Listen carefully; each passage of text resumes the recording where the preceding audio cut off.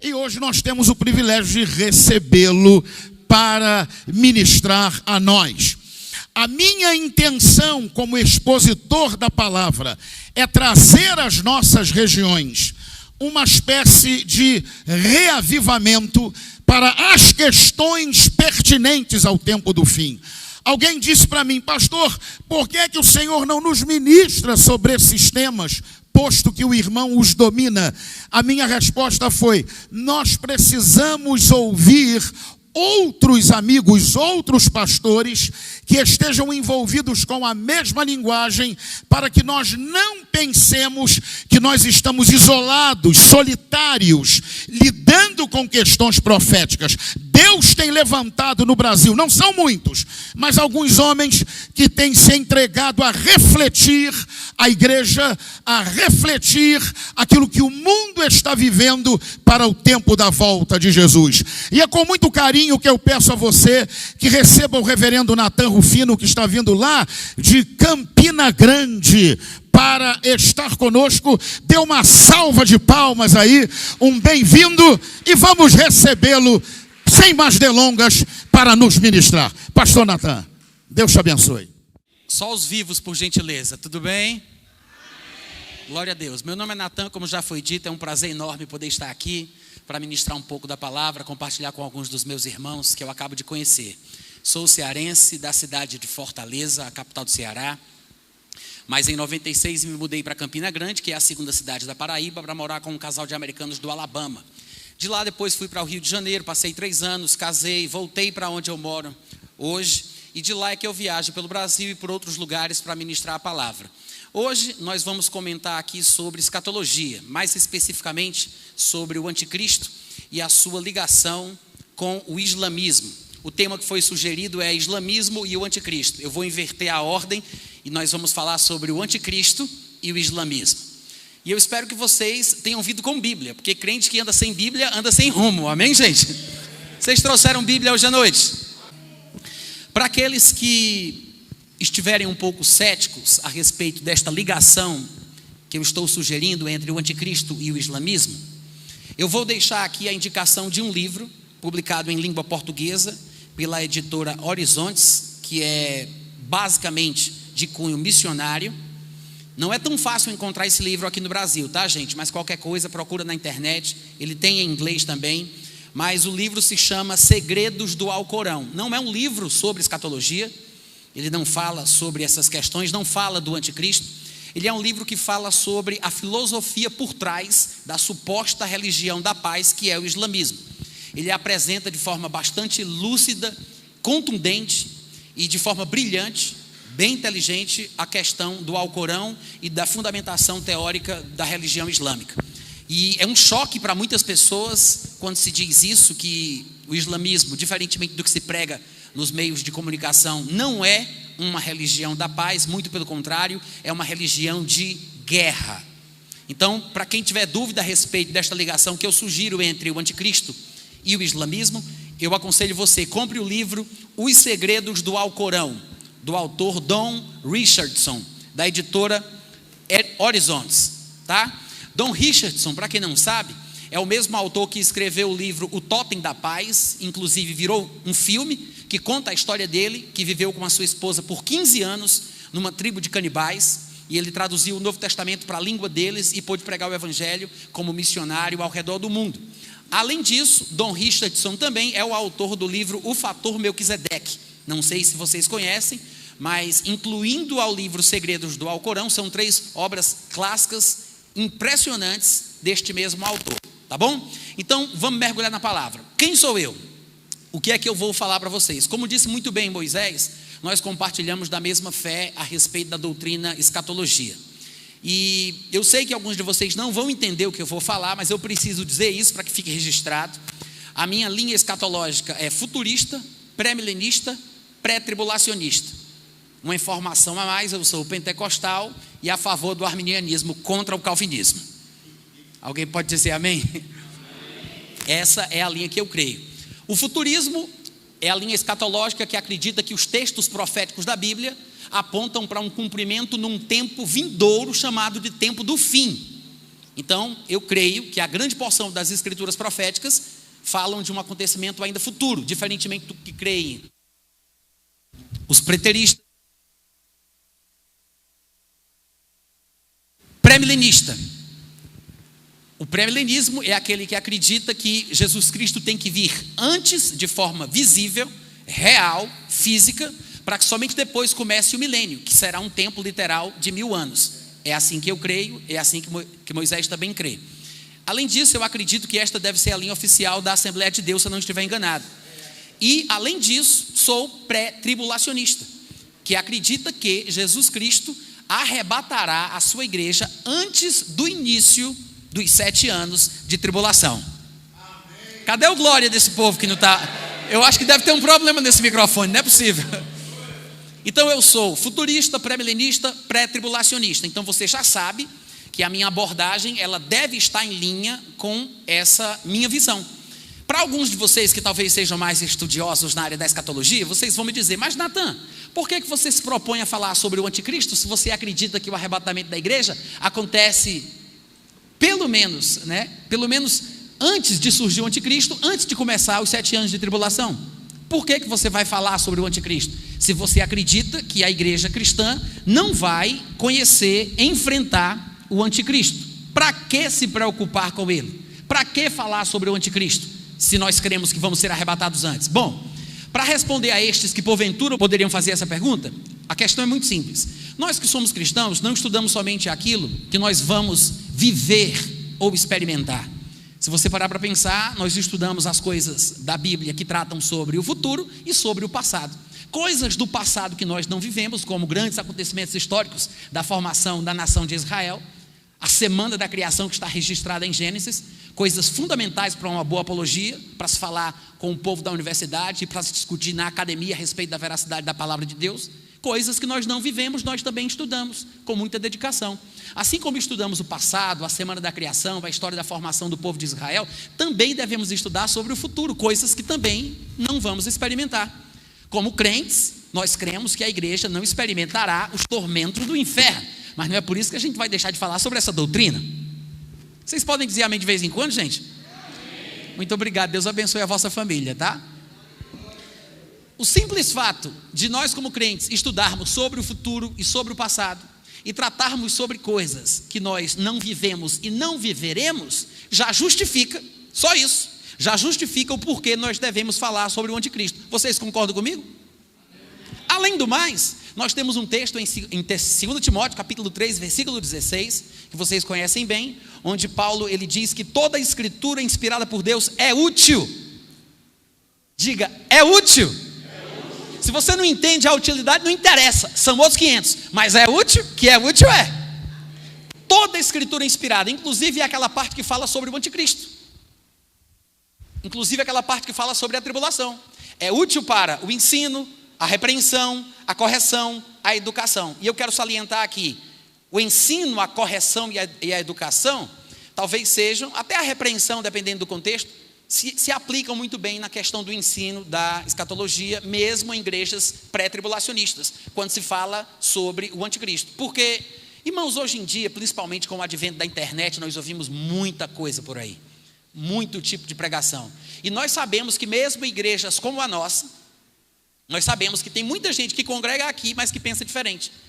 E não é porque falte exposição doutrinária bíblica bem fundamentada do púlpito, é porque muitas vezes nós somos curiosos demais e acabamos nos envolvendo com coisa que vai fazer mais mal do que bem.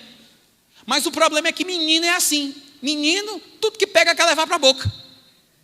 Ouviu o que eu falei?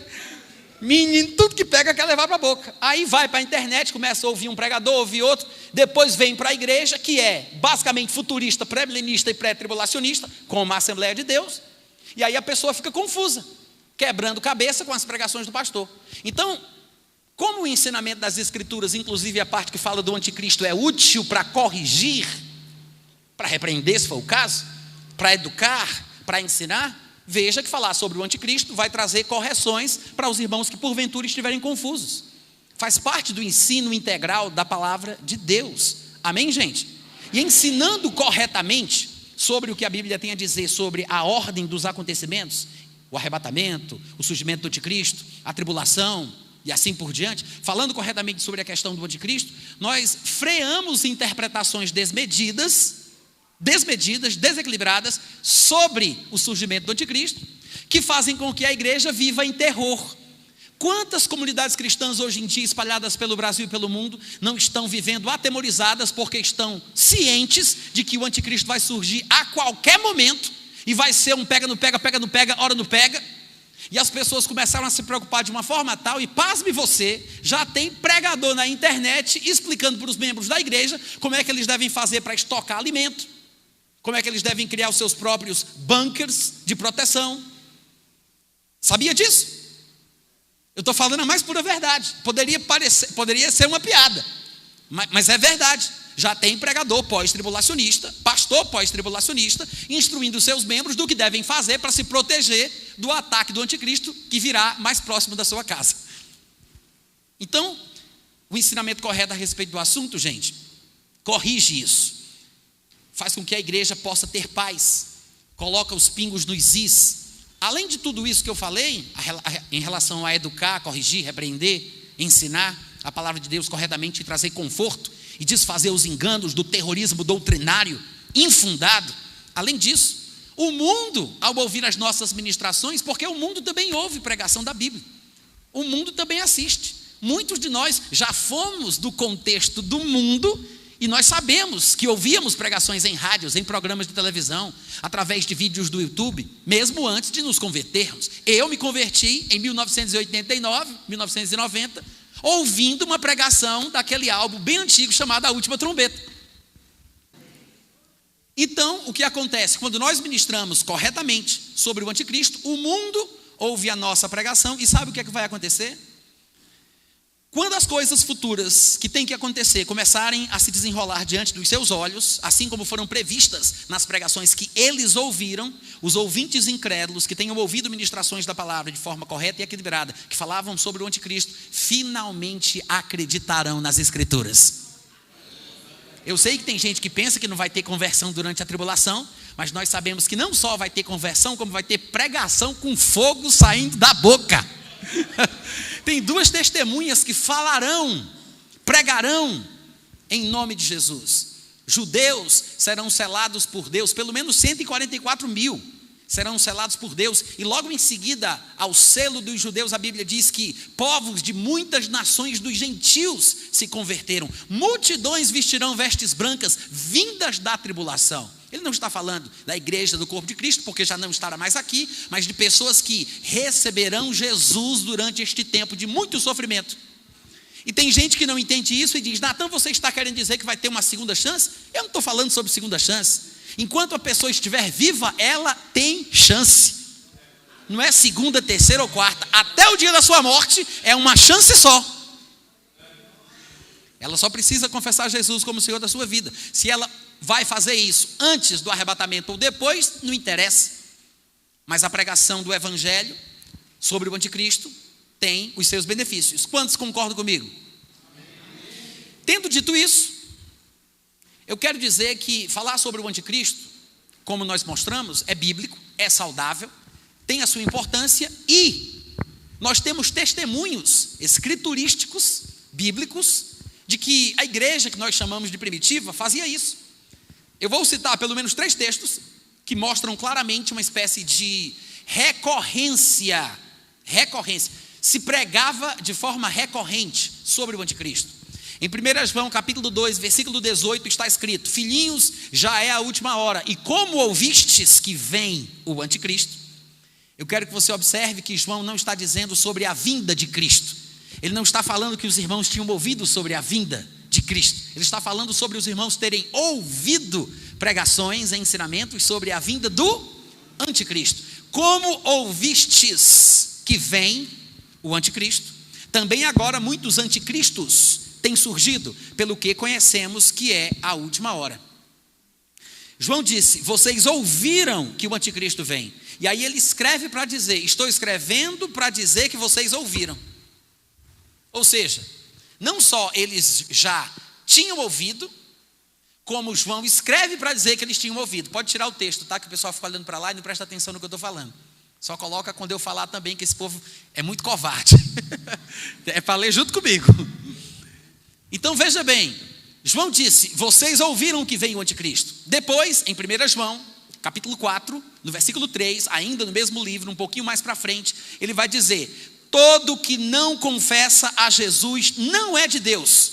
Este é o espírito do anticristo, de cuja vinda, ele está falando que o espírito estava presente, mas a vinda do anticristo ainda iria acontecer. O espírito já estava, mas o anticristo não. Aí ele diz: o espírito do anticristo influencia pessoas desde sempre, mas a vinda do anticristo vocês têm ouvido falar. Anticristo de cuja vinda tendes ouvido falar. É a segunda vez que João, na mesma epístola, que é tão pequena, ele se presta a falar de novo sobre o anticristo. Aí você diz: por quê? Numa epístola de 5 capítulos ele vai falar 2 vezes sobre a mesma coisa, do mesmo jeito. Isso mostra importância. Nunca pense que é redundância, é importância. Eu não sei porque que tem gente que até hoje fica querendo saber o que a Bíblia não diz. Por que você quer saber uma coisa que Deus não quis dizer? Mas se Deus fala, repete, você tem que prestar atenção. Amém, gente? Além disso, Paulo também, em 2 Tessalonicenses, no capítulo 2, versículo 5, ele disse: não vos recordais de que, ainda convosco, eu costumava dizer-vos estas coisas? Paulo está ausente e escreve dizendo que quando estava presente, falava sobre estas coisas. Aí você vai me perguntar: que coisas sobre as quais Paulo falava? Bom, eu acabei de ler o versículo 5 do capítulo 2 de 2 Tessalonicenses. Basta que a gente leia pelo menos 2 versículos antes para a gente saber de que coisas ele estava falando. Ele diz no versículo 3: ninguém de nenhum modo vos engane, porque isto, o dia do Senhor, o dia da vingança de Deus, o dia da ira e do juízo, o dia de angústia e de trevas, o dia do Senhor, não acontecerá sem que primeiro venha a separação, a retirada, que aqui foi transliterado por apostasia. Não houve a tradução, mas este é o significado. Infelizmente, hoje em dia as pessoas não entendem o significado da palavra apostasia e interpretam apenas que está falando sobre um desvio espiritual. Mas as palavras, elas vão ganhando novos significados, porque a língua é dinâmica. Se você parar para pensar, o que é autópsia? É um exemplo de como a palavra apostasia perdeu seu sentido original, quando o texto grego que estamos lendo foi escrito. O que é a palavra autópsia no português? Se eu perguntasse a qualquer um, eu tenho certeza que a grande maioria do povo que está aqui ia dizer que a autópsia é uma espécie de exame num cadáver. Mas é errado. Isso não é autópsia. E você sabe que não é. Porque a palavra auto significa de fazer em você mesmo. Ópse é exame, mas autópsia é autoexame. A palavra correta para exame em defunto é necrópsia e não autópsia. Autópsia, etimologicamente falando, é autoexame. Necrópsia é que é exame no defunto. Da mesma forma, a palavra apostasia hoje ganhou um significado que é válido. É válido. A língua é dinâmica. E significa se desviar, blasfêmia, heresia, esfriamento e coisas de relação espiritual. Mas, etimologicamente falando, no momento em que Paulo escreveu isso, significava separada, partida, separação. De fato, lá em Mateus 19, quando Paulo discute sobre o divórcio com os saduceus e fariseus, eles conversando sobre isso, perguntam a Jesus: por que Moisés mandou dar-lhes carta de apostasion? Na nossa Bíblia foi traduzido como divórcio, porque era uma separação física, separação de corpos, porque esta palavra significa isso. Se você quiser aprender um pouco mais sobre essa questão, dá uma entradinha no meu site, é o meu nome, natanrufino.com.br, procura lá na barra de pesquisas apostasia e estuda o que eu escrevi a respeito do assunto. A gente não tem tempo para fazer isso aqui, porque não dá para pregar a Bíblia toda numa noite só. Amém, gente? Mas quando ele diz: ninguém de nenhum modo vos engane, porque isto não acontecerá sem que primeiro venha a separação, a partida, que é o arrebatamento, e seja revelado então o homem da iniquidade, o filho da perdição, o qual se opõe e se levanta contra tudo o que se chama Deus ou é objeto de culto, a ponto de assentar-se no santuário de Deus, ostentando-se como se fosse o próprio Deus. E aí vem o versículo 5, que me fez ler esses 2 versículos anteriores. Ele diz: não vos recordais de que ainda convosco eu costumava dizer-vos estas coisas? Quais coisas? Sobre o arrebatamento, sobre os últimos dias, sobre a tribulação, sobre o homem da iniquidade, o filho da perdição, o anticristo. Amém, gente? Amém. Com isso, nós lemos 3 textos do Novo Testamento, rapidinho aqui, que mostram claramente que era costume da igreja cristã ouvir pregações sobre o anticristo. Vocês concordam comigo, gente? Amém? Não são os únicos textos do Novo Testamento que provam isso, mas eu acho que é mais do que suficiente. Além disso, nós sabemos que Jesus falou sobre o anticristo. Lá em Mateus capítulo 24, nós temos o registro do que é chamado de o sermão profético de Cristo. Esse mesmo sermão se encontra em 3 evangelhos, em capítulos distintos, cada um com uma narrativa específica e levemente diferente, o que nos traz luz sobre o que realmente foi dito de forma mais abrangente. E se você depois quiser estudar sobre o sermão profético, você só precisa olhar Lucas 21, Marcos 13 e Mateus 24. Mas, no capítulo 24 de Mateus, especificamente no versículo 15, Jesus diz: quando, pois, virdes o abominável da desolação, e eu quero lembrar que ele não está falando sobre o abominável homem das neves. Amém, gente? Toda vida que eu leio isso, eu quero ler abominável homem das neves. É o abominável da desolação. Quando, pois, virdes o abominável da desolação, de que falou o profeta Daniel no lugar santo, quem lê entenda. E esse texto é interessante, porque primeiro é Jesus que está falando. Outra coisa curiosa é Jesus citar um texto bíblico, para quem pensa que Jesus não lia a Bíblia, né? Porque Jesus não somente conhecia a palavra que é espírito e vida, mas ele lia a Bíblia. Não, deve ter um problema nesse microfone, eu vou tentar de novo. Eu disse, gente, Jesus lia a Bíblia. Uma vez ele disse: errais não conhecendo as escrituras, nem o poder de Deus. Ele não cometeria o erro a respeito do qual ele advertiu os seus ouvintes. Vocês concordam comigo? Então, se ele diz, vocês erram, é porque ele lia e conhecia as escrituras. Conhecia tão bem que na primeira pregação que ele fez, ele procurou e achou o que ele queria falar. Achou o lugar onde estava escrito: o Espírito do Senhor está sobre mim porque me ungiu para pregar. Ele abriu, achou o que estava escrito. Ele queria dizer aquilo, não foi por acaso, não foi sorte. Então, da mesma forma, ele cita o que conhece, porque ele lia. E ele diz, como disse o profeta Daniel. E Jesus, como sempre, deixa a dica no ar. Ele faz, quem lê entenda. Eu sei que tem gente que pensa que Jesus está dizendo, quem ler Mateus 24, 15, entenda o que eu estou falando. Ele não está dizendo isso. Ele está dizendo, quem lê o que Daniel falou, entenda o que ele quis dizer. É isso o que ele interpreta. Finalmente, o que é que Jesus diz? Ele fala, quando vocês verem, como nós falamos hoje em dia, né? Esse português aqui é muito complicado. Quando virdes, quando vocês verem o abominável da desolação, do qual falou o profeta Daniel, no lugar santo. O que é o lugar santo? Irmãos, eu sei que existem muitos alegoristas no meio cristão. De vez em quando eu também faço uso das escrituras de forma figurativa. Eu sei que tem o seu lugar. Há margem no corpo de Cristo para fazer aplicações ilustrativas, mas a grande porção dos textos bíblicos devem ser interpretados de forma real, literal. Amém, gente?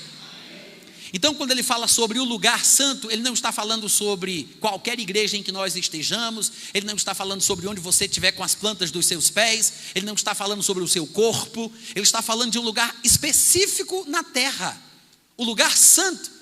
Hoje em dia fica até fácil da gente explicar isso. Você não tem o seu dispositivo móvel aí, o seu celular, o seu tablet? Quando você quer ver uma foto, por exemplo, num aplicativo de postagem de imagens, quando você vai lá, quando você quer ver mais de perto, você dá um zoom, né? Você faz aquele zoom in, você entra na foto através daquele zoom. Então, da mesma forma, pensa nisso. Qual é o lugar santo na terra toda? Dá um zoom, chega em Israel. Dá um zoom, você vai parar na Judéia. Dá um zoom, você chega em Jerusalém. Dá um zoom um pouquinho mais, você vai chegar no templo de Jerusalém.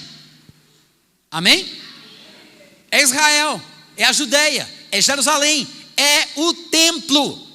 E vai ficar claro quando Jesus passa a desenvolver essa ideia. Ele diz, quando pois virdes o abominável da desolação no lugar santo, do qual falou o profeta Daniel, quem lhe entenda, então os que estiverem na Judéia fujam.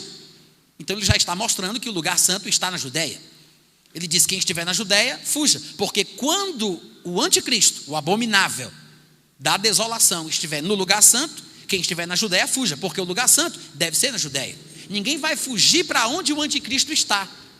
Jesus Cristo está aconselhando o povo a fugir de onde ele se encontra. Concordam comigo? Então, o lugar santo tem que ser na Judéia. E ele diz, quem estiver na Judéia, fujam para os montes. Quem estiver sobre o eirado, que é uma espécie de edificação própria da cultura judaica, quem estiver sobre o eirado, não desça a tirar da casa alguma coisa. Quem estiver no campo, não volte atrás para buscar a sua capa. Ai das que estiverem grávidas e das que amamentarem naqueles dias. Orai para que a vossa fuga não se dê. Fugir de onde? Da Judéia, de Jerusalém, da terra onde os judeus moram. Ele acabou de dizer no versículo 16, quem estiver na Judéia, fuja. Não é fugir do Brasil para ir para Jerusalém, porque é terra santa não, porque se você for para lá no tempo errado, você se lasca. Ouviu? Então ele diz, orai para que a vossa fuga, fugir de Jerusalém, fugir da Judéia, fugir da terra dos judeus. Orai para que a vossa fuga não se dê no inverno, porque em tempo de inverno, em certos lugares de Israel tem muita neve, e vocês sabem, não por experiência talvez, quando a gente vê na televisão que está nevando nos Estados Unidos, se a neve for muito rígida, os aviões eles são proibidos de voar, as crianças até não vão para a escola, as pessoas são aconselhadas a ficarem em casa, a não usarem os seus carros, porque fica tudo difícil. É complicado para se locomover na neve. Então quando ele fala, orai para que não seja no inverno, ele está falando sobre a questão da neve, que atrapalha a fuga. E não só isso, é por isso que ele fala, ore para que não seja no inverno ou no dia de sábado. Por quê? Porque judeus, que é o foco que Jesus tem em mente, Jesus está pensando sobre os judeus quando ele fala sobre fugir no período da tribulação. Pense bem nisso, tenha bem isso claro na sua cabeça. É por isso que ele diz, orem para que não seja no dia de sábado, porque os judeus só podem caminhar uma distância de 2 quilômetros em dia de sábado. Então, para fugir do anticristo é preciso correr um pouco mais. Amém, gente? Então, ele diz no versículo 21, porque nesse tempo haverá grande tribulação, como desde o princípio do mundo até agora não tem havido e nem haverá jamais. São palavras fortes. Para Jesus dizer, vai ser um tempo que vai ser uma tribulação tão grande, tão ferrenha, que eu vou dizer um negócio para vocês, nunca houve na face da terra um momento assim, e nunca jamais vai haver. Então não compara o período da tribulação com a destruição dos judeus do templo e da cidade no ano 70 depois de Cristo. Não compara o período da tribulação com o que aconteceu na época do ataque da parte norte de Israel por parte dos assírios. Não compara com o que aconteceu na época que Nabucodonosor e os babilônicos invadiram e pegaram os judeus e os levaram cativos para a Babilônia. Não compara com o que aconteceu com Hitler. Eu sei que tudo isso foi ruim, eu sei que tudo isso foi uma desgraceira só, mas nós estamos falando aqui sobre um momento que não vai ter repeteco, não vai ter repetição, vai ser uma vez só na história desse país, na história do mundo, uma vez só. Amém, irmãos? Amém. E não vai ser somente um período ruim por causa de um ataque de um estadista, um general, um militar que vai trucidar os seus opositores. Não é só por isso. Eventos cataclísmicos estarão acontecendo simultaneamente. Jesus diz que os poderes dos céus serão abalados. Homens desmaiarão em ansiedade pelo bramido das ondas do mar e pelo que haverá de acontecer ao mundo. Em Apocalipse 6, do versículo 18 em diante, está escrito que as estrelas, no plural, estrelas do céu cairão pela terra. Não vem dizer para mim que a igreja já experimentou coisas semelhantes, porque não experimentou. Eu sei que a igreja que nós chamamos de primitiva e pioneira sofreu horrores pelo Império Romano, dos judeus e de muitos outros opositores ao cristianismo, mas é isso mesmo, todo cristão pioneiro na implantação do evangelho sofre da sociedade hostil a ele. Ser cristão num mundo que é dominado por Satanás é como nadar contra a maré. Amém, gente? Então é claro, isso aconteceu com eles, acontece hoje em dia no Oriente Médio, em países islâmicos e assim por diante. Não tem nada a ver uma coisa com a outra. Não adianta fazer comparações. Estamos falando sobre um tempo singular Um tempo único, sem repetições, nem para o passado e nem para o futuro. Vai ser uma vez só. E é interessante, eu vou juntar, eu não sei se vocês observaram isso, mas eu vou mostrar que Jesus está falando sobre a tribulação, como já ficou claro no versículo 21. Ele disse, nesse tempo haverá grande tribulação. Ele está falando sobre o que nós chamamos de tribulação. Mas, falando sobre isso, ele menciona especificamente a ligação direta com o povo judeu. Quantos perceberam? Quem percebeu isso? Ele falou, quando vocês quando virdes, pois, o abominável da desolação no lugar santo. Ora, o lugar santo é o lugar onde estão os judeus. Os judeus são o que nós chamamos de, tecnicamente falando, de povo santo. É por isso que onde eles estão é o lugar santo. E o monte do templo é o monte santo. Amém, gente? Biblicamente falando, tecnicamente, é assim que as coisas são. Os conceitos bíblicos são esses. Então ele fala, quando o anticristo estiver no lugar santo, nesse tempo, quando o anticristo estiver lá, nesse tempo haverá grande tribulação. Veja que Jesus está dizendo com todas as letras que a tribulação acontecerá quando o anticristo estiver em Jerusalém. Porque há uma ligação entre a tribulação e o povo judeu. Amém, irmãos? Amém. E muita gente não sabe distinguir o povo judeu da igreja. Muita gente boa não sabe distinguir os judeus da igreja. E é por isso que se confundem em textos proféticos do Antigo Testamento, porque não compreenderam a revelação progressiva das Escrituras, distinguindo uma coisa da outra. Agora, outra coisa que eu quero chamar a atenção de vocês é que ele diz no versículo 15, lugar santo, no 16 ele fala Judéia, no 20 ele diz sábado, alusões específicas à cultura judaica, ao povo judeu, mas ele fala que esta será a grande tribulação. A grande tribulação será o anticristo presente em Jerusalém. Amém, irmãos? Amém. Só para confirmar esse ponto que eu estou falando, eu vou citar um versículo de Lucas capítulo 21. Lucas 21, Marcos 13 e Mateus 24, como eu falei, são os 3 textos que registram o que nós chamamos de o sermão profético de Cristo. No versículo 23 do capítulo 21, está escrito, ai das que estiverem grávidas e das que amamentarem naqueles dias, nesse tempo da grande tribulação. São os mesmos dias dos quais ele está falando lá no contexto. Porque haverá grande aflição, em Mateus foi registrado tribulação, é a mesma coisa. Haverá grande aflição na terra, e veja, e ira contra este povo. Que povo? Que povo, gente? O povo judeu. Para deixar mais claro, se a gente fosse observar do versículo 20 ao versículo 23, aqui em Lucas capítulo 21, veja como é colocado lá. É um pouco diferente de Mateus 24. Veja como é colocado lá. Ele diz, quando porém vir de Jerusalém, ele já não diz, quando pois virdes o abominável da desolação no lugar santo, ele diz, quando virdes Jerusalém, sitiada de exércitos, sabei que está próxima a sua devastação. Então os que estiverem na Judéia, fujam para os montes, a mesma coisa que nós lemos em Mateus. Os que se encontrarem dentro da cidade de Jerusalém, retirem-se. Os que estiverem nos campos, não entrem nela, porque estes dias, que é os dias da tribulação, são de vingança. Isso a gente não leu em Mateus, mas é interessante observar que está dentro do mesmo escopo. Faz parte da abrangência do sermão profético de Cristo em relação à tribulação. Ele diz, estes dias serão dias de vingança. Aí eu pergunto para vocês, vingança de quem? Hein? A respeito de quem Jesus fala quando ele diz que serão dias de vingança deste tal?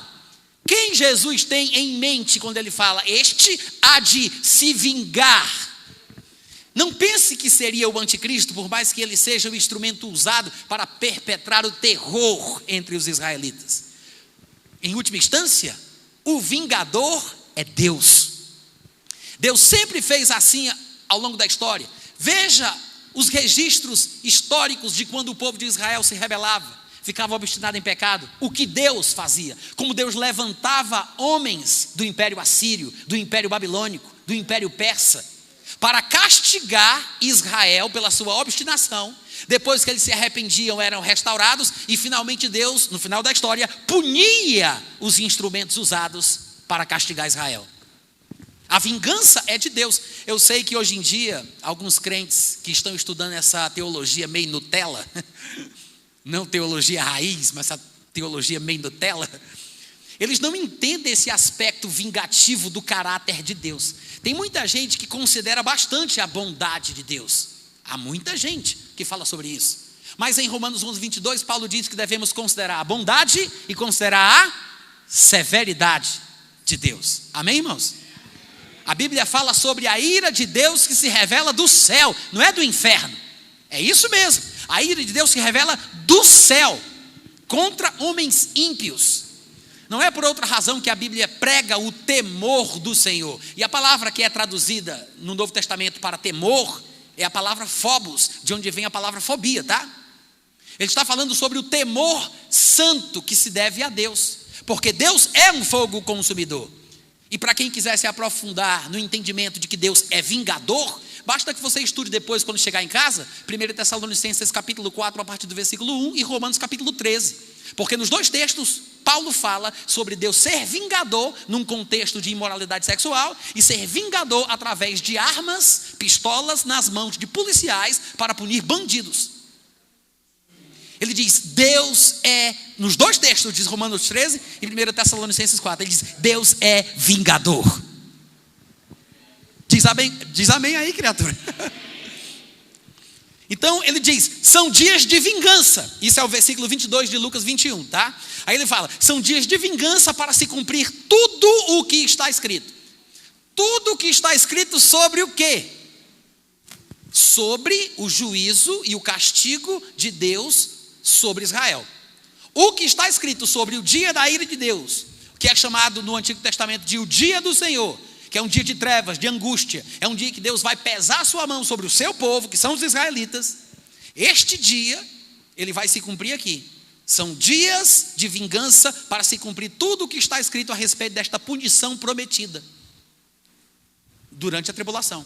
E é por isso que tem pós-tribulacionistas que não entendem que quando nós falamos que o período da tribulação, que é o período que o anticristo estará na terra, será também o dia da ira de Deus, porque eles não compreendem que a ira de Deus não se manifesta somente através dos eventos do cosmos, das estrelas caindo do céu pela terra, mas também através da mão do anticristo, porque eles não percebem o paralelo em textos do Antigo Testamento, de que Deus usou homens para punir e demonstrar a sua ira, assim como ele vai fazer novamente.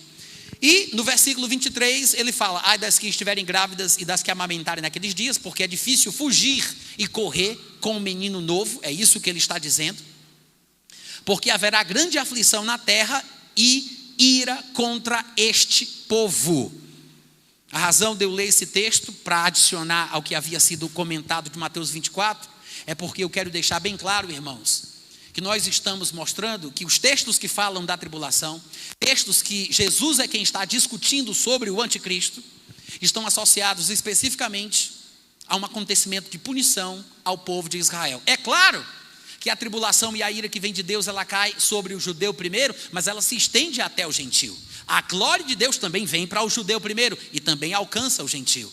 Mas tudo que vem primeiro para o judeu, seja a glória, seja a tribulação, ela também chega no gentio. Mas quem está no começo da fila é o povo judeu. Eu não estou dizendo que a tribulação é só para os judeus, que quem não for judeu não vai experimentar a tribulação. Eu não disse isso. Porque tem pessoas que se esforçam para me entender errado. E eu preciso avisar. Mas eu quero que fique claro, pelos textos que nós lemos, que o foco do período da tribulação é o povo judeu. Vocês concordam, gente? Como se não bastasse, eu quero lembrar que lá em Mateus 24:15, Jesus disse assim, quando pois virdes o abominável da desolação, de que falou o profeta Daniel? Veja que Jesus disse, o anticristo, de quem Daniel falou. Eu quero pegar apenas essa frase agora. Jesus disse, Daniel falou sobre o anticristo. Não foi isso que Jesus disse? O abominável da desolação, de quem falou o profeta Daniel. Jesus está dizendo que Daniel falou sobre o anticristo. Na verdade, nós temos inúmeros textos no livro de Daniel que falam sobre questões relacionadas ao anticristo, não somente a ele, como também ao seu império. Há quem diga que o livro de Daniel é o apocalipse do Antigo Testamento. E é muito comum você ir em livrarias evangélicas procurando livros de escatologia que explicam o Apocalipse versículo por versículo, apresentarem uma interpretação conjunta entre Apocalipse e Daniel, porque tem uma ligação.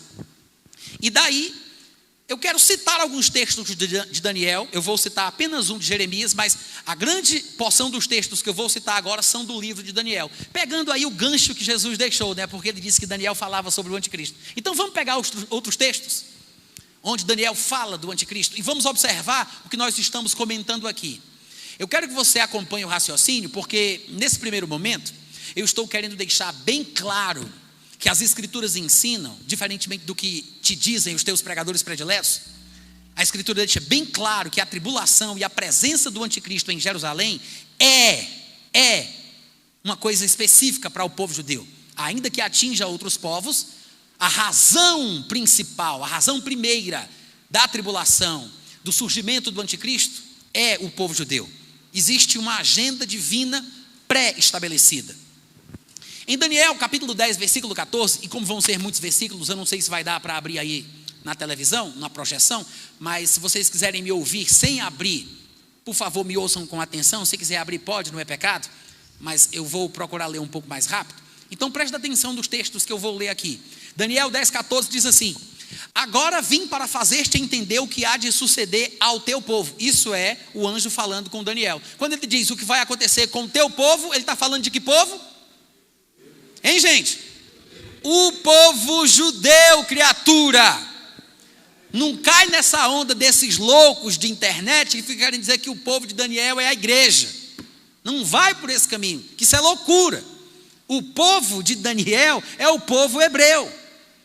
Muita gente não entende isso. Irmãos, nós como gentios convertidos, talvez tenha algum judeu que é crente que está aqui, mas por via de regra o brasileiro é um povo gentil.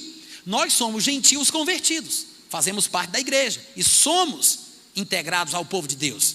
Fomos enxertados, a Bíblia usa inclusive essa figura. Só que isso não quer dizer que eu me tornei judeu. Eu não virei judeu, eu sou gentil crente. Assim como um judeu, quando se converte, ele não vira gentil, ele é um judeu crente. Existem 3 distinções hoje em dia na palavra de Deus: é a igreja, os judeus e os gentios. Gentil é aquele que não é descendente de Abraão, Isaac e Jacó, e judeu é aquele que é dessa descendência. Agora, todo aquele que crê, seja judeu, seja gentil, faz parte da igreja, porque a igreja é formada por judeus e gentios crentes. Amém?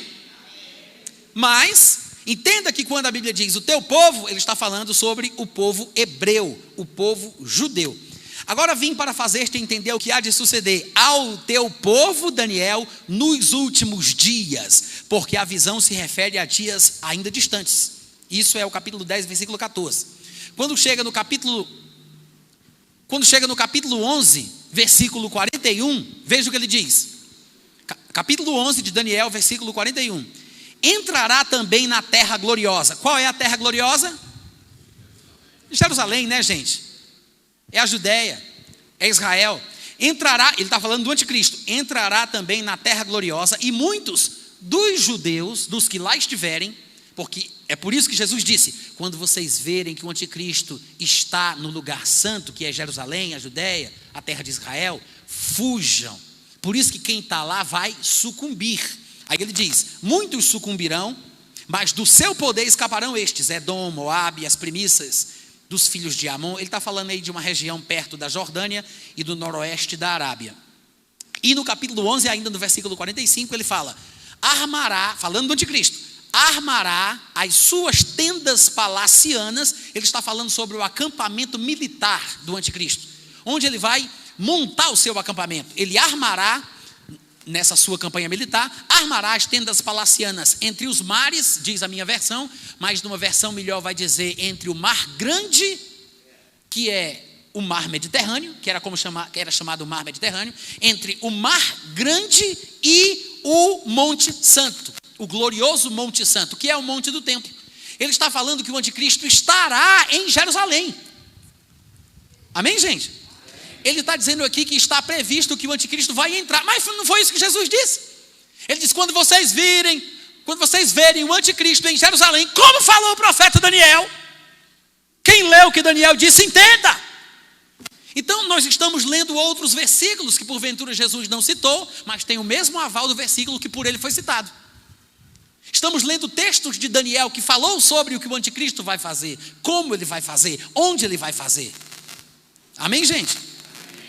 Ele vai armar, ele vai entrar em Jerusalém. Não pense que ele não vai conseguir. Ele vai conseguir, ele vai entrar. Ele vai armar suas tendas palacianas bem ali, entre o monte do templo e o mar Mediterrâneo.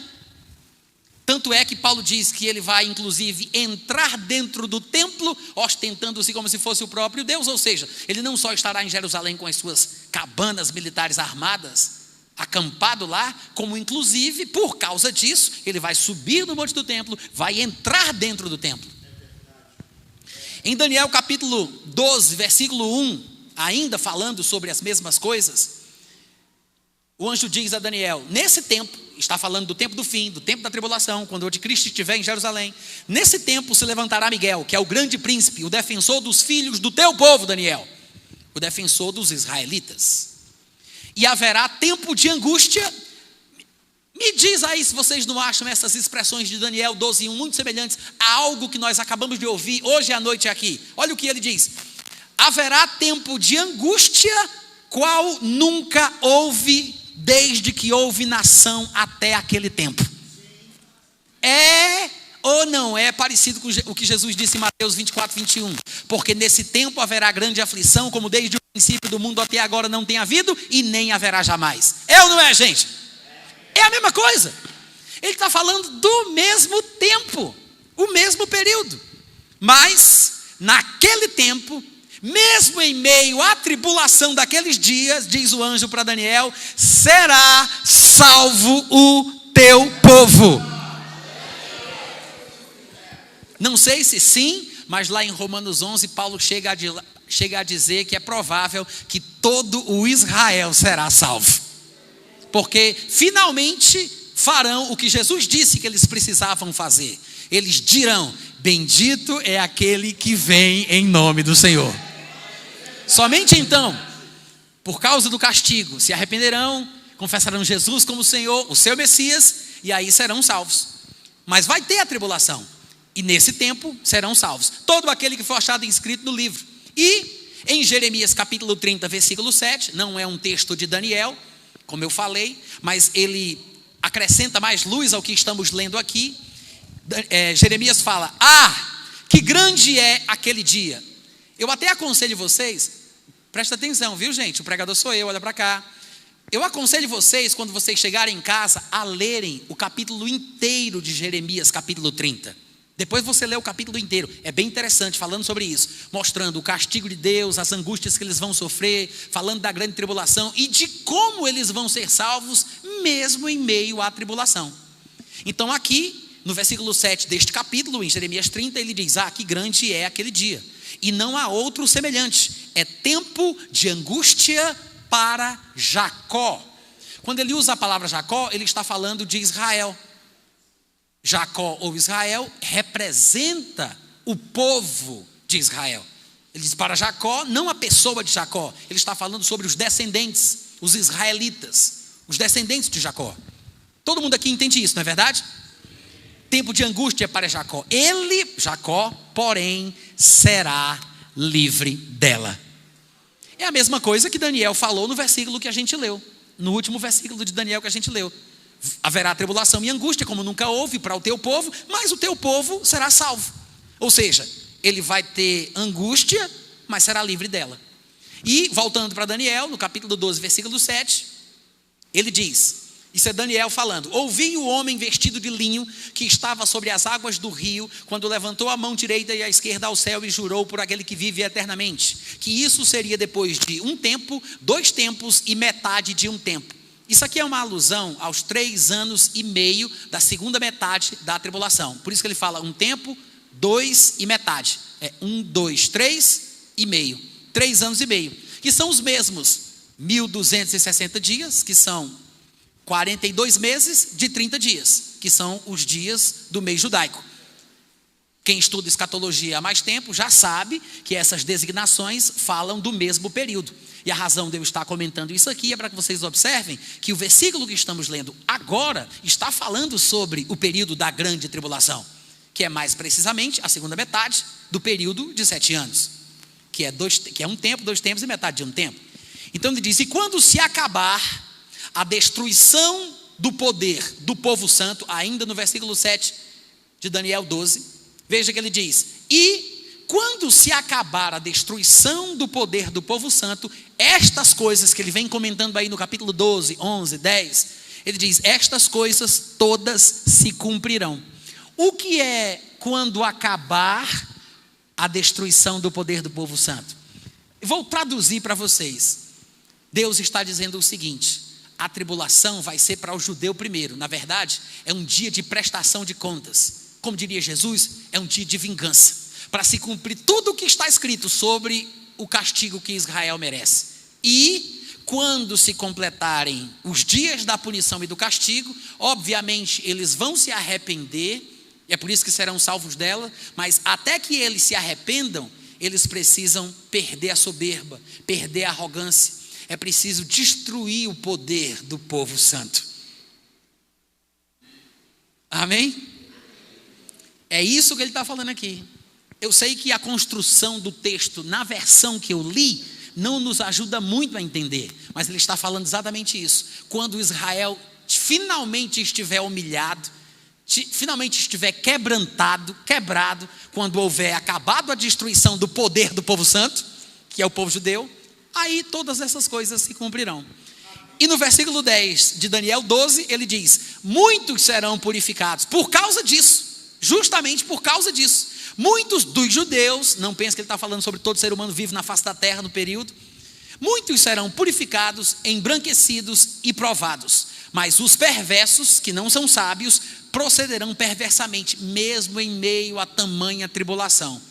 Nenhum deles entenderá, mas os sábios judeus que naquela época estiverem vivendo, quando passarem por isso, entenderão. Ô glória!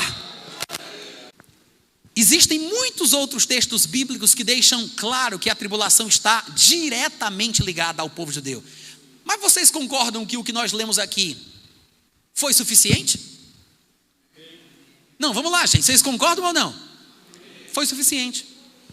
Aí vem então uma pergunta que a gente tem que fazer. Por que que o anticristo odiará os judeus? Porque o que a gente viu aqui são manifestações de ódio. E outros textos que mostram que o anticristo perseguirá, trucidará, decapitará, como diz lá em Apocalipse 24. Por que o ódio do anticristo contra os judeus? Será que é por questões políticas, econômicas, sociais? Será que é por causa de petróleo? Não, ódio não. Porque há traços de ódio. E você encontra isso em diversos lugares. O que é interessante é que a gente nunca parou para pensar que o anticristo só pode ser um personagem descendente dos inimigos presentes ao longo da história dos judeus. Não, vamos analisar o que é o Cristo. O Cristo é um judeu ungido. O Cristo só poderia ser um judeu, ou seja, um descendente de Abraão, Isaac e Jacó. Ele tinha que vir da linhagem desses 3 homens. Ele não poderia ser simplesmente, por exemplo, filho de Esaú.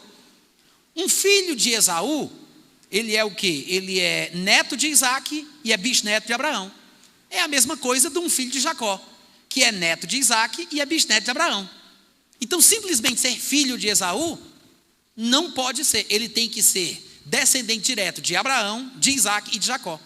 Porque Abraão gerou 2 filhos, pelo menos os 2 mais famosos, Ismael e Isaac. Isaac também gerou 2, Jacó e Esaú.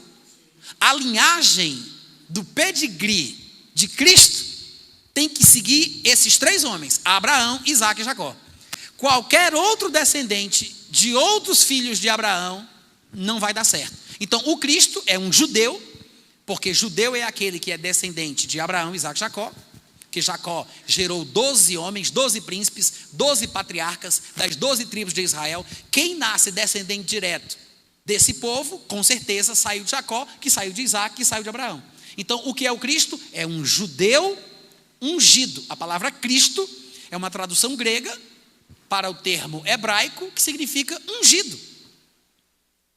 O que é Cristo? É o judeu ungido, que é por isso que Paulo, falando de Jesus de Nazaré, ele fala: as promessas de Deus foram feitas a Abraão e ao seu descendente. Não diz e aos descendentes no plural, como se estivesse falando de muitos, mas falando de um só, ao teu descendente, que é Cristo.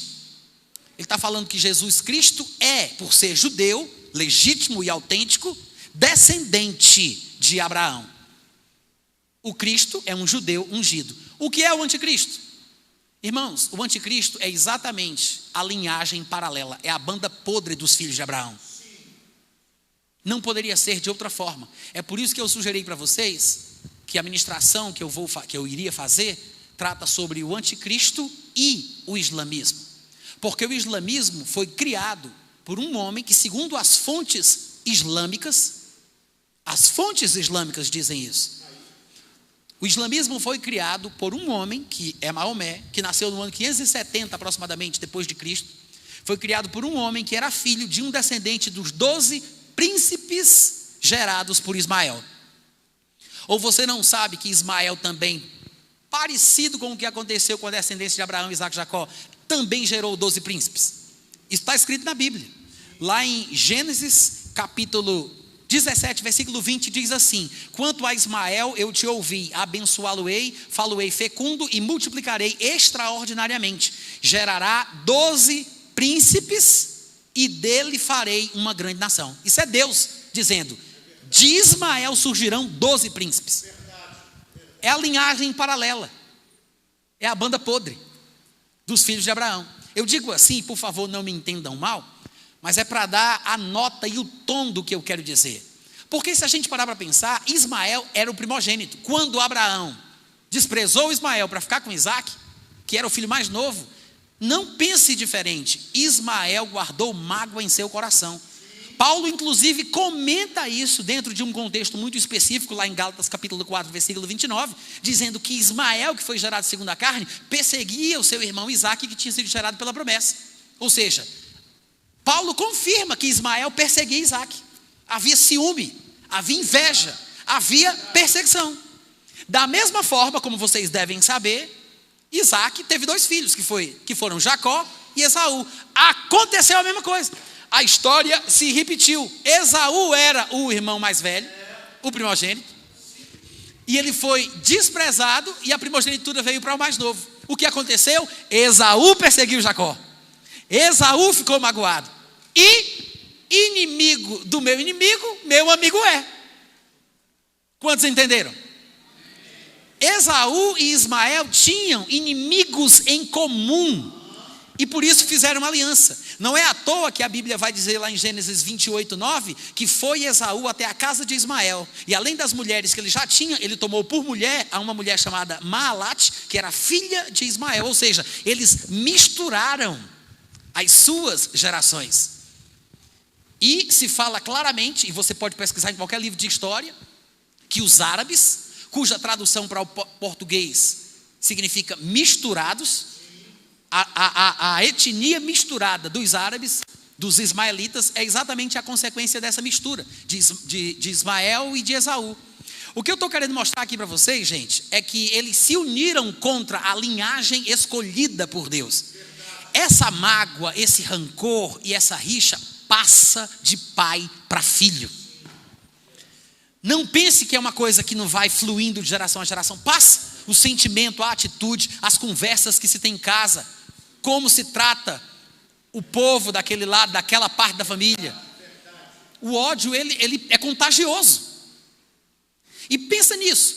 A mágoa que ficou em Esaú e Ismael em relação à paternidade, ao conceito de paternidade.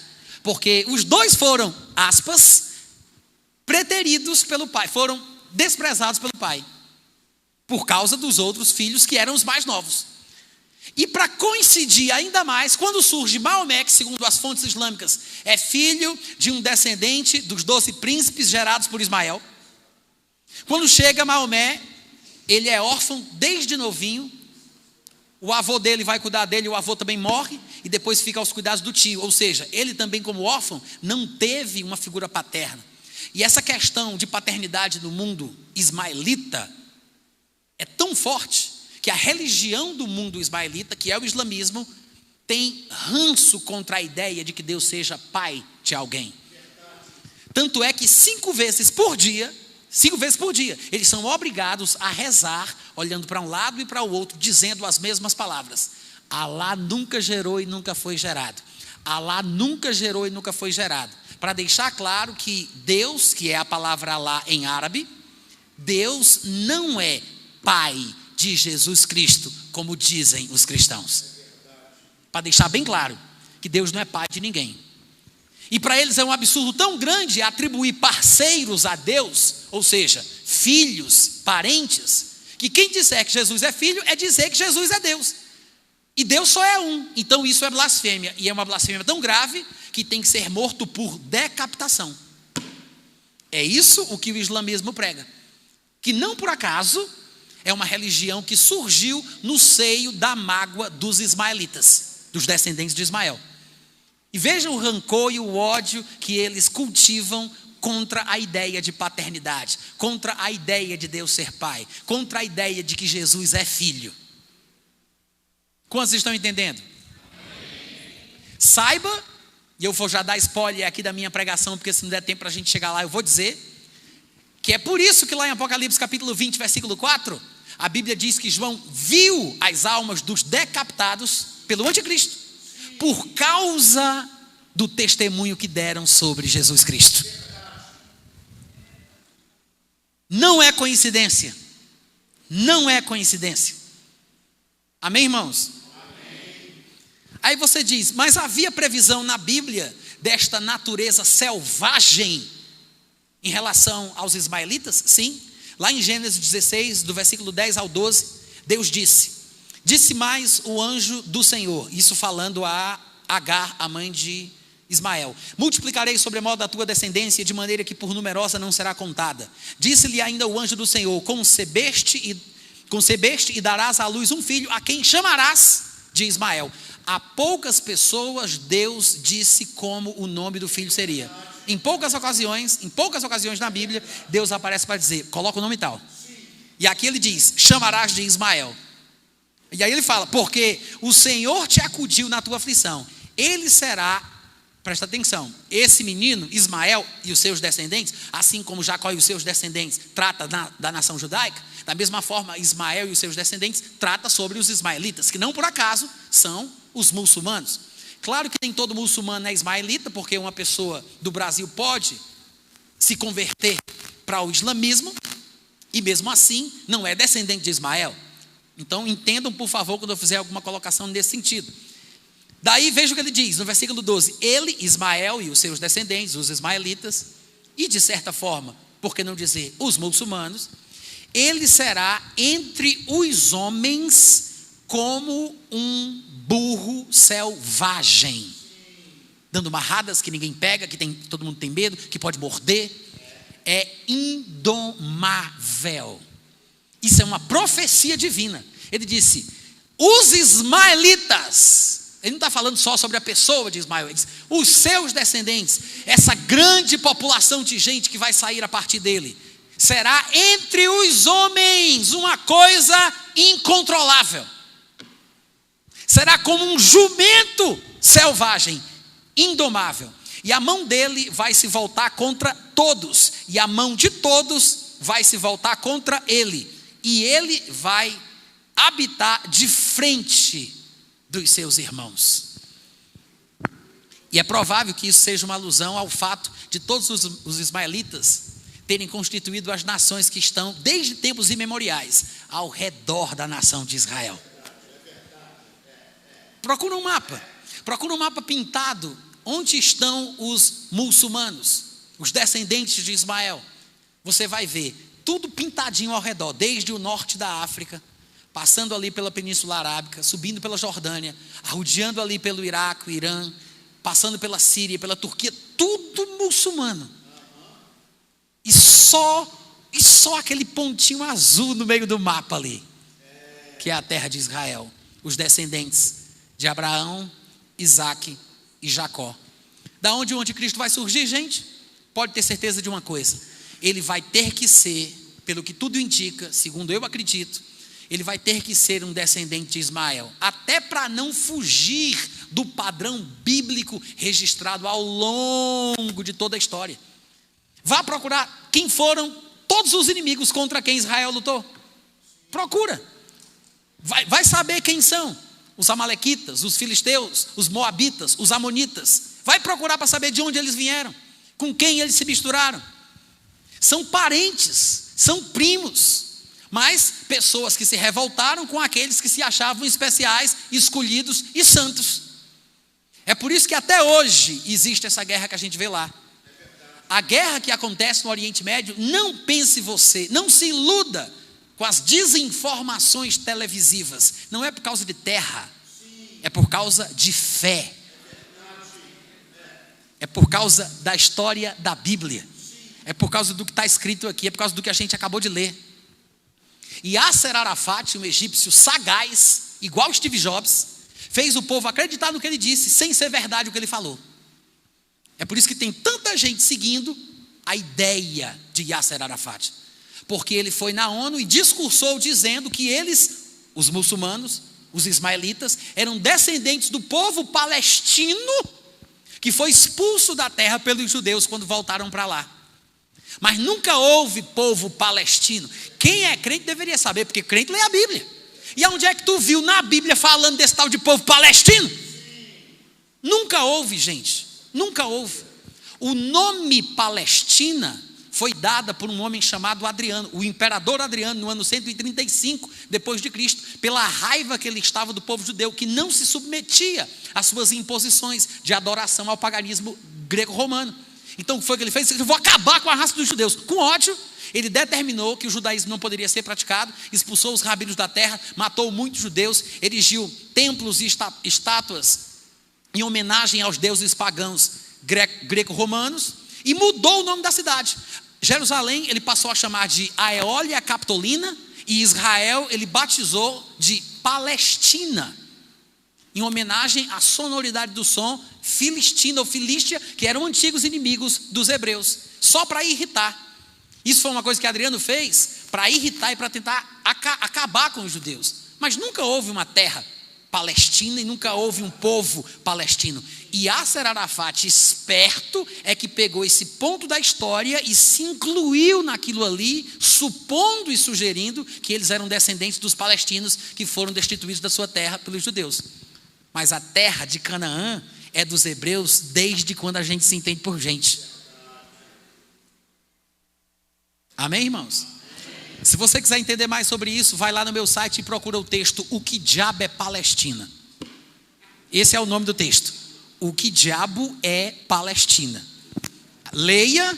Se você colocar no Google o que diabo é Palestina, só tem o meu texto e você vai poder ler. Dê uma olhadinha nisso. Todos os dados, todas as informações estarão lá. Amém, gente? Agora, presta atenção.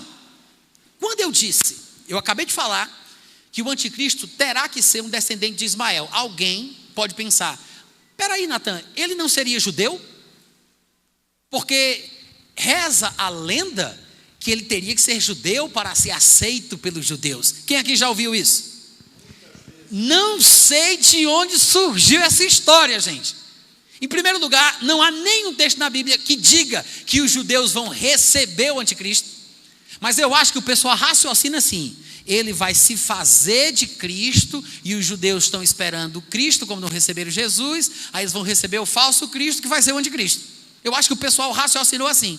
Mas em nenhum lugar da Bíblia fala que o anticristo vai ser recebido, aceito, entronizado pelos judeus. Pelo contrário, todos os textos, inclusive os que nós lemos aqui, desde o início até pouco tempo atrás, todos os textos mostram que o anticristo Ele vai fazer guerra contra os judeus. Ele vai invadir, ele vai trucidar, ele vai matar, ele vai armar tendas palacianas, ele vai tomar na força.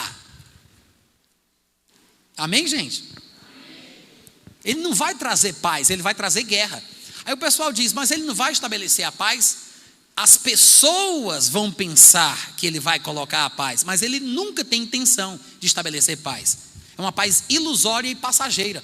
O povo do mundo que não conhece as Escrituras vai dizer, agora nós temos paz e segurança. Mas nós, os que somos cristãos, ou nós que conhecemos a Bíblia, não nos iludimos com isso, porque sabemos que ele não é um homem de paz, ele é um homem de guerra. Além do mais, ele virá para matar, porque ele tem ódio dos judeus. Não é à toa que Jesus disse, quando ele estiver em Jerusalém, fuja, porque ele não é um homem de bem, ele é um homem do mal. Ele é o filho da perdição, ele é o destruidor. É um instrumento para o cumprimento da ira de Deus. Aí você me diz, não existe nenhum versículo que diga que os judeus vão receber o anticristo, que ele teria que ser judeu? Eu acho, nas minhas imaginações, eu acho que as pessoas usaram João capítulo 5, versículo 43, interpretaram a partir desse texto, porque lá Jesus diz assim, eu vim em nome de meu Pai e não me recebeis, se outro vier em meu nome, certamente o recebereis. Eu acho que algumas pessoas pegaram esse versículo aqui e disseram, está vendo aí? Jesus falou que ele não foi recebido pelos judeus, mas quando outro vier, que é o anticristo, os judeus vão receber. Mas Jesus não estava dizendo isso, Jesus não estava sendo dogmático, ou declarando uma profecia. Irmãos, isso aqui parece muito mais um adágio popular, um ditado, do que qualquer outra coisa. E veja que quando ele fala de forma condicional, o que mostra que provavelmente é apenas um provérbio.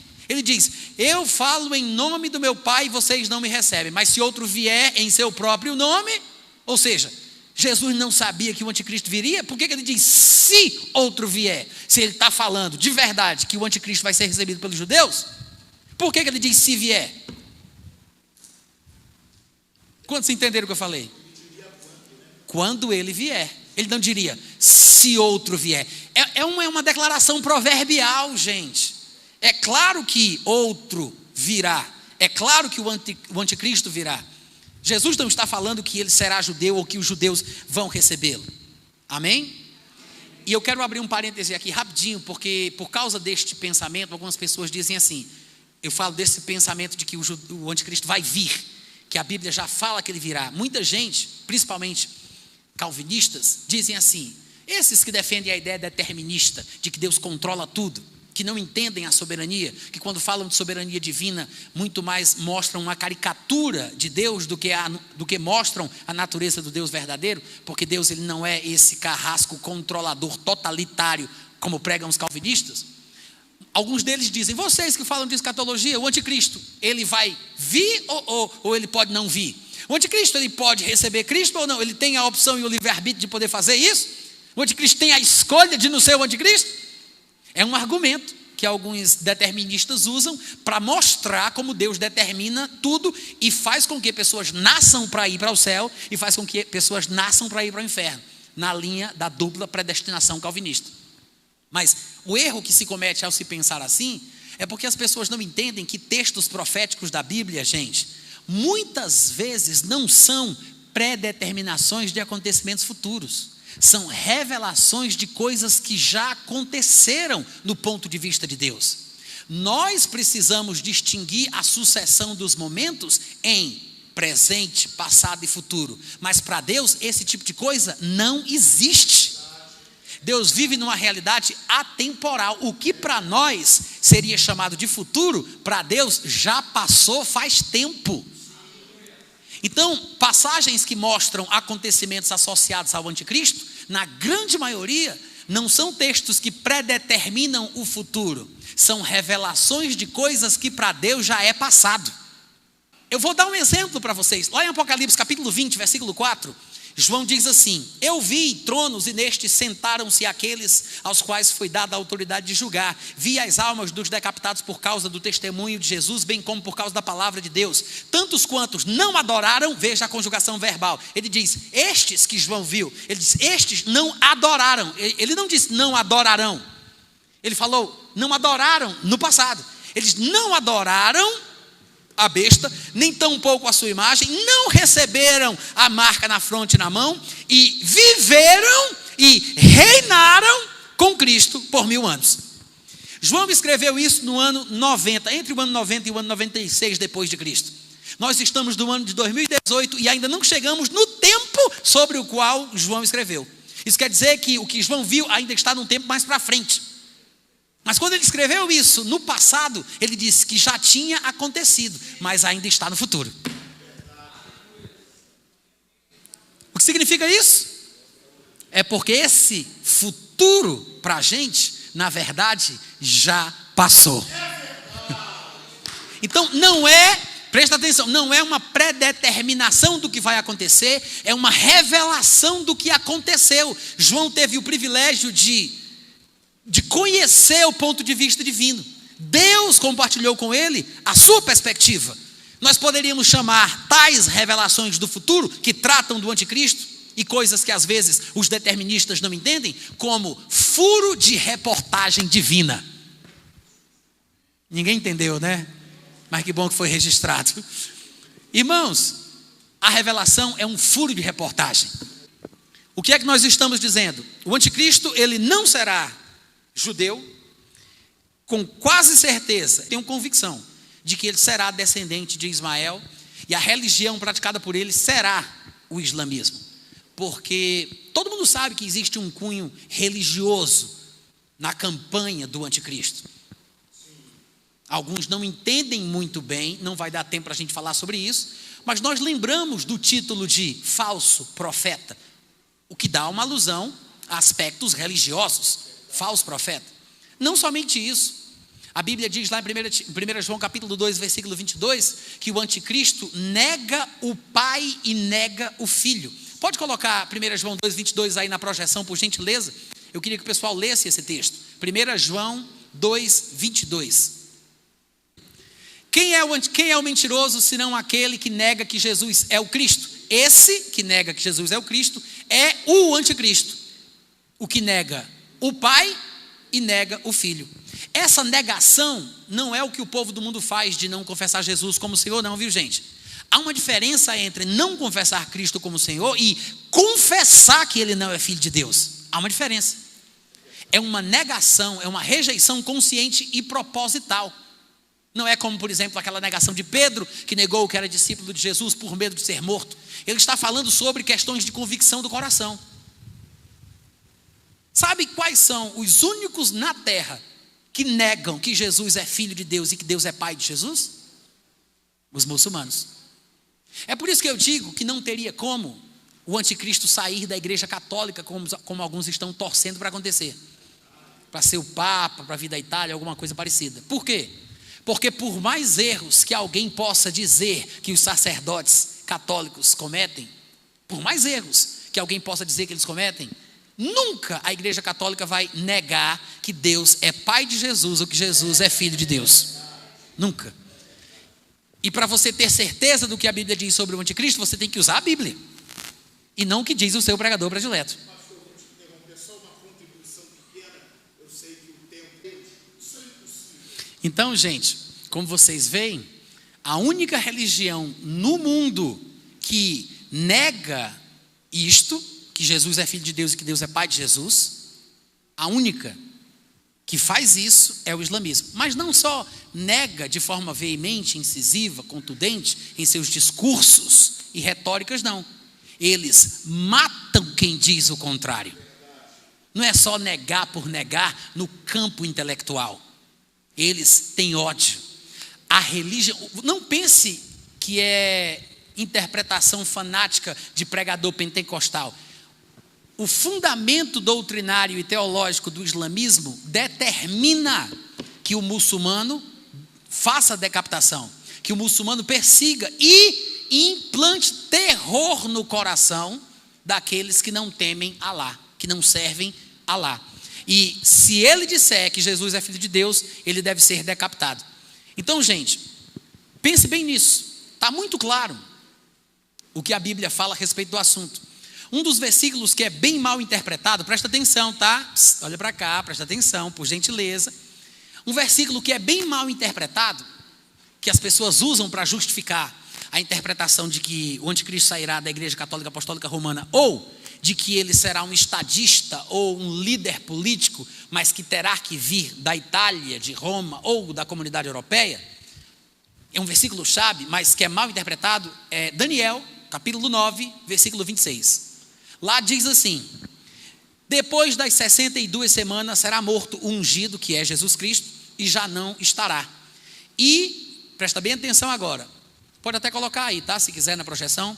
E o povo de um príncipe que há de vir destruirá a cidade de Jerusalém, e o santuário, que é o templo dos judeus.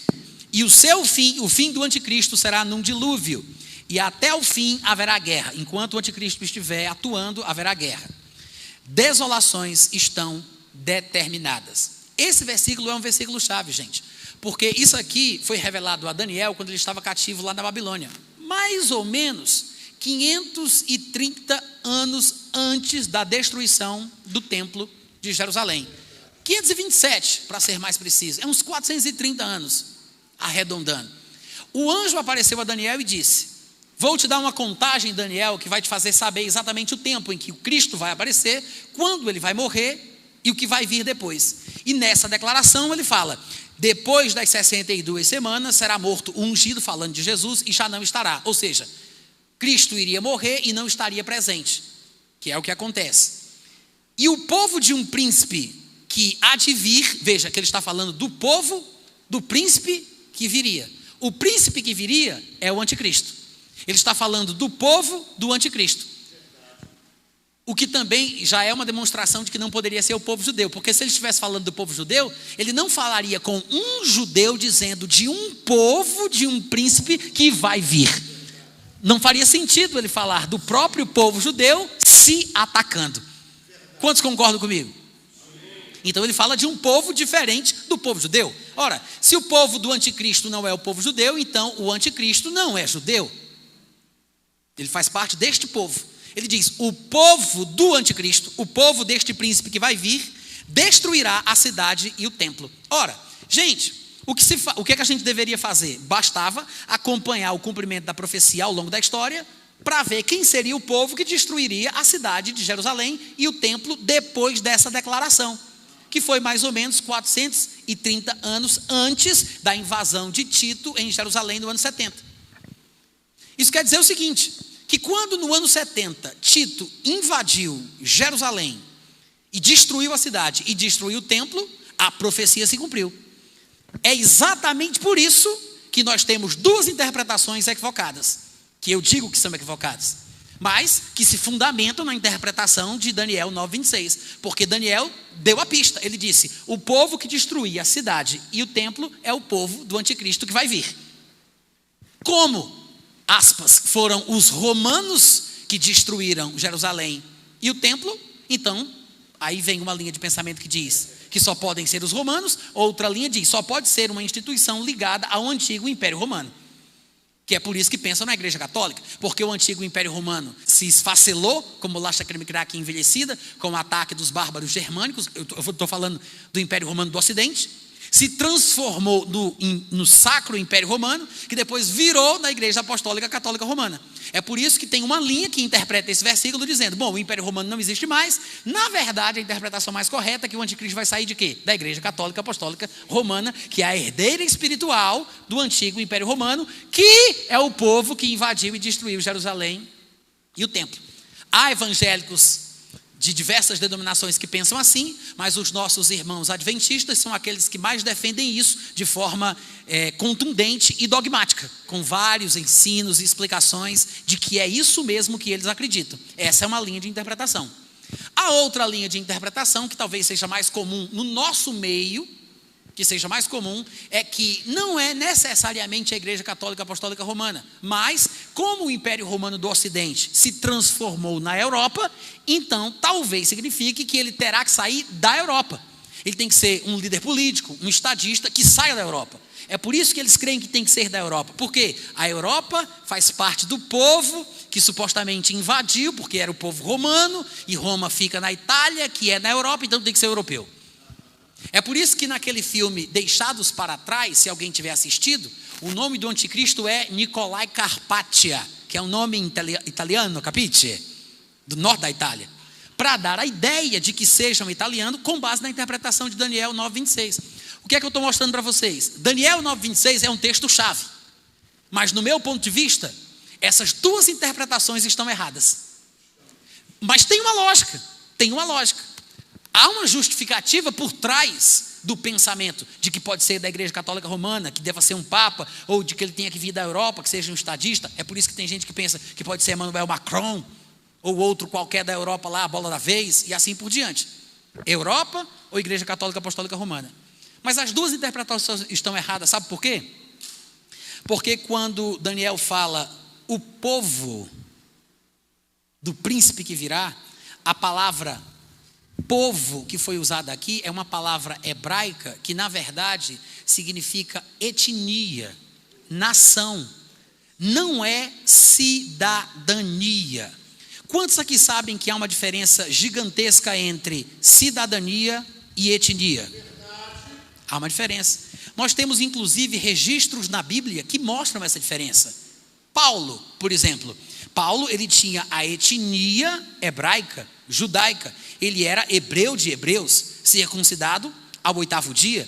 Mas numa determinada ocasião, numa conversa com um oficial romano, que mandou bater em Paulo, ele disse: por que tu me mandas açoitar ou bater, e se eu sou cidadão romano? Aí o capitão romano oficial pergunta lá em Atos 22:28, a mim me custou grande soma de dinheiro este título de cidadania, de cidadão romano. Disse Paulo: pois eu o tenho por direito de nascimento. Ou seja, Paulo, ele tinha dupla cidadania, porque a gente sabe de onde é que Paulo era. Paulo não nasceu lá na Itália, Paulo não nasceu em Roma, Paulo nasceu em Tarso, que é o sudeste da Ásia Menor, que atualmente é chamado de Turquia. Paulo, ele era de Tarso, que é por isso que ele é chamado assim como Jesus, que era de Nazaré, era Jesus de Nazaré. Ele era de Tarso, mas tinha outra cidadania, dupla cidadania, mas uma etnia. Há uma diferença entre etnia e cidadania. Quantos estão compreendendo? Amém. Quando o texto profético disse: o povo do anticristo vai destruir a cidade, a palavra usada foi etnia, não foi cidadania. Ele não estava falando sobre cidadãos romanos, mas sobre um povo de uma determinada etnia. Além do mais, deixa eu perguntar um negócio para vocês. Quem foi que disse que o povo que destruiu Jerusalém foi romano? Porque nós temos essa ideia, porque nós lemos os livros de história que interpretam equivocadamente o acontecimento. Quer ir para um registro fidedigno do que aconteceu no ano 70 depois de Cristo? Para você saber o que aconteceu, eu vou te dar aqui uma dica. Tem um homem que é judeu, se eu não me engano, ele até era da linhagem sacerdotal, que se chamava Yosef ben Mattahu Hankohen, que foi mais conhecido por nós como Flávio Josefo. Esse não era o nome dele, ele era judeu, o nome dele é Yosef ben Mattahu Hankohen. Só que, como ele caiu nas graças do futuro imperador Tito, que na época não era, ele era apenas um comandante legionário, porque ele deu uma profecia para este homem, dizendo que um dia ele seria imperador de Roma, e como isso se cumpriu, ele acabou caindo nas graças do imperador Tito. E daí ele se tornou uma espécie de cronista dos acontecimentos, dos feitos de Tito. E ele ia com ele para cima e para baixo. Flávio Josefo, ele nasceu no ano 37 depois de Cristo e morreu no ano 100. No dia do ataque a Jerusalém, no ano 70, Flávio Josefo estava lá, do lado do imperador Tito. E ele escreveu um livro chamado A Guerra dos Judeus. Tem alguns evangélicos que não conhecem e pensam que eu estou citando equivocadamente o livro A História dos Hebreus. Eu não estou falando do livro A História dos Hebreus. Eu estou falando de outro livro que está dividido em tomos ou volumes, chamado A Guerra dos Judeus.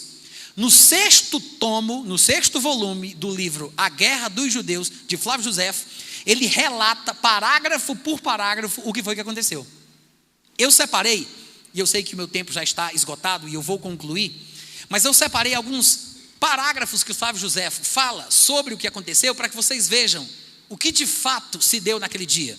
No parágrafo 256 do tomo 6 do livro A Guerra dos Judeus, escrito por Flávio Josefo, ele diz: César, que é Tito, indicava com sua voz e com sua mão direita aos combatentes que apagassem o fogo.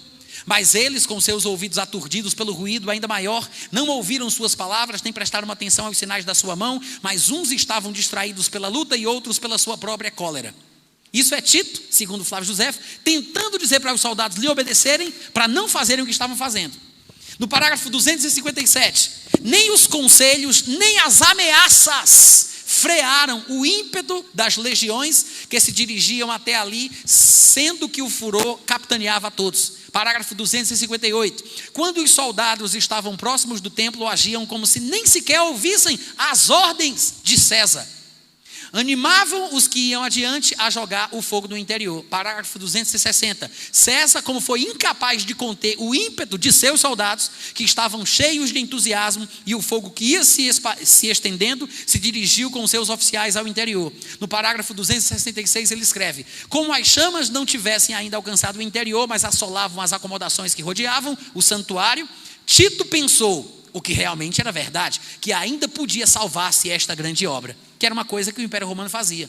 Ele preservava as edificações. Tanto é que debaixo do Império Romano o templo estava de pé, e Jesus inclusive foi levado ao templo no 8º dia. Ele estava lá. Os romanos não destruíam as coisas, preservavam elas. No parágrafo 263, Flávio Josefo diz: no entanto, o seu furor, o seu ódio contra os judeus, presta atenção, o furor das tropas contra os judeus e um feroz ímpeto guerreiro estiveram acima do respeito a César e do medo à pessoa que os castigava. Parágrafo 265. Um dos que tinha entrado no interior quando César saiu para conter aos soldados se apressou a deixar a escuridão, a tocha ardendo nos umbrais da porta. Parágrafo 266. Então a chama brilhou imediatamente no interior, os generais se retiraram junto com Tito e nada impediu os soldados de fora continuarem com o fogo. Desta forma, contra a vontade de César, o templo foi incendiado. 268. Há de admirar-se, olha o que Flávio José diz agora, há de admirar-se nesta circunstância a exatidão da coincidência temporal. Como lhes disse, a destruição se cumpriu no mesmo mês e no mesmo dia em que antes tinha sido incendiado o templo pelos babilônicos. Desde que sua primeira construção, que levou a cabo o rei Salomão, até a ruína de hoje, no 2º ano do principado de Vespasiano, passaram-se 1130 anos, 7 meses e 15 dias.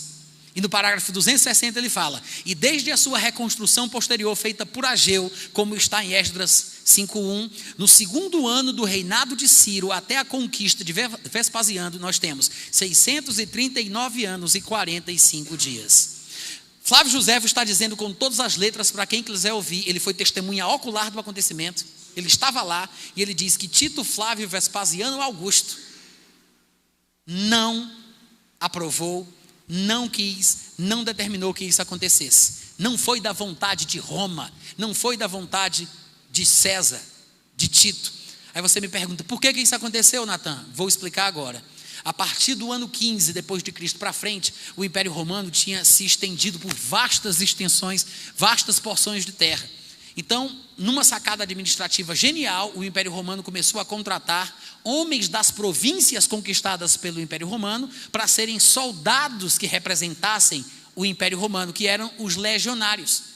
Então, as legiões, que eram formadas por 5.000, 6.000 homens, eram formadas por homens das províncias conquistadas. Não eram homens trazidos lá de Roma, lá da Itália, porque não tinha gente suficiente para poder controlar e ter legiões suficientes dentro do Império Romano. Foi uma sacada administrativa genial que deu certo. Do ano 15 para frente, então eles começaram a fazer isso, e a guarda especial formada de italianos da confiança de César seria sim formada por soldados italianos. Esta guarda, formada por italianos lá de Roma, era chamada de guarda pretoriana, que inclusive ela aparece na Bíblia. Paulo cita a guarda pretoriana em Filipenses capítulo 1, versículo 13, dizendo que teve a oportunidade de pregar para a guarda pretoriana, que eram soldados especiais, romanos e italianos, que eram encarregados de guardar coisas de alta prioridade para o imperador e para Roma, as edificações de Roma, o imperador e assim por diante. O resto dos soldados romanos não eram romanos. Até o oficial que mandou bater em Paulo disse: para eu ser cidadão romano eu tive que pagar. Mas ele pagou pelo título, ele não era etnicamente romano. Aí você me diz: Natan, De onde eram as legiões que invadiram Jerusalém? Que povo? A pergunta é essa. Que povo era esse? Eu vou dizer quais eram as legiões que invadiram. Foram 6. Você pode encontrar isso no Google. A 5ª Macedônia, que veio da Judéia, que hoje é chamada de Jordânia. A 10ª Legião Fretenses, que é a 10ª Legião do Estreito Marítimo, que vem da Síria. A 15ª, chamada de Apolinares, que também vinha da Síria. A 18ª, que vinha do Egito, que é o norte da África. A 3ª, Gálica, da Síria. A 12ª, chamada de Fulminata, que vinha da Ásia Menor, que é a atual Turquia, e também pegando regiões da Síria. Todas as legiões que foram utilizadas por ti, todas estas, eram formadas por homens das províncias dos descendentes de Ismael e Esaú. Por que eles tinham ódio dos judeus? Porque a gente já sabe o que diz o registro bíblico do ódio comum dos descendentes de Ismael com os judeus. Tem outro historiador chamado Públio Cornélio Tácito, para você não pensar que Flávio José está puxando sardinha, brasa para sua sardinha. Públio Cornélio Tácito, que é bem famoso, ele disse assim, um pequeno registro que ele deu sobre essa invasão. Tito César encontrou na Judéia 3 legiões, a 5ª, a 10ª, a 15ª. A estas ele acrescentou a 12ª da Síria e alguns homens que pertenciam às legiões 18ª e 3ª que ele havia retirado de Alexandria, que é no Egito. Esta força estava acompanhada, isso é Públio Cornélio Tácito falando. Esta força estava acompanhada por um poderoso contingente de árabes que odiavam os judeus com ódio comum de vizinhos. Um historiador grego chamado Tácito, relativamente conhecido, falando da invasão romana, da invasão de Jerusalém. Então não vem me dizer que foram romanos que destruíram, porque o povo do príncipe que destruirá é o povo da etnia. Ele está falando sobre os descendentes de Ismael. O que confirma, irmãos, que a interpretação mais correta de Daniel 9:26 aponta para o fato de que o anticristo surgirá do meio islâmico e confirmará tudo aquilo que já está escrito. E nós, como cristãos, precisamos saber sobre isso e pregar a verdade em tempo e fora de tempo. Amém? Você foi abençoado hoje à noite? Amém. Muito obrigado pelo carinho. Um grande abraço. Fiquem com Deus. Amém. Louvado seja o nome do Senhor, né? Glórias a Deus. Nós poderíamos ter pelo menos um mês, né, de conferência assim, para entendermos um pouco mais da história, não é verdade?